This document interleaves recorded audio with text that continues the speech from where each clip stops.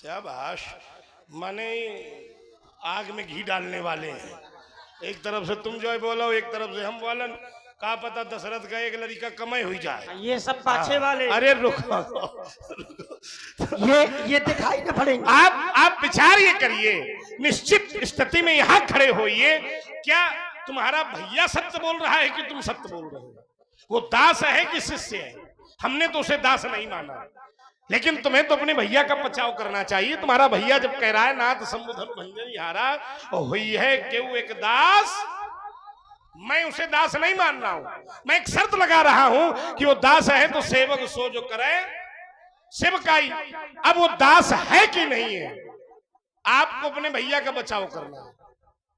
भैया के ऊपर प्रश्न चिन्ह नहीं खड़ा करना। अगर वो दास है तो निश्चित करो, मैंने एक तर्क लगाया था, उस पर तुमने विचार नहीं किया कि अगर मेरा यह मानना है कि भगवान शिव के धनुष को तोड़ने वाला संसार का दास नहीं हो सकता, जो संसार का दास बनकर आएगा वो भगवान शिव के धनुष को हिला भी नहीं सकता है, तो संसार का दास धनुष तोड़ने वाला नहीं होगा। इसलिए मैंने भैया से कहा था कि आज लड़ाई भी सांसारिक नहीं होगी, ऐतिहासिक होगी। और आप सुन रहे हैं बहुत ही सुंदर पहली बात तो ये निश्चित आपको करना है कि वो शिष्य है, हो सकता है किसी गुरु का शिष्य हो, किसका शिष्य है। और जबकि भैया तुम्हारे हम, अब तुमने कहा कि दास गुरु शिष्य परंपरा में नहीं होता है, दास तो राजा का भी हो सकता है। और मैं ये कहता हूं दास से बड़ा संसार में कोई पद ही नहीं होता है। जो गुरु का भी दास बन जाए उसी ने शिष्यत्व की परम कोटि की अवस्था को प्राप्त किया है। जैसे जहां जहां दास शब्द आया वहां क्या स्थिति हुई, जे ही विद हो ये नाथ हित मोरा और करहु सुवेग दास। तो यहाँ का मामला गड़बड़ है क्या? यहाँ तो भगवान ही का दास बनने की प्रेरणा हो रही है।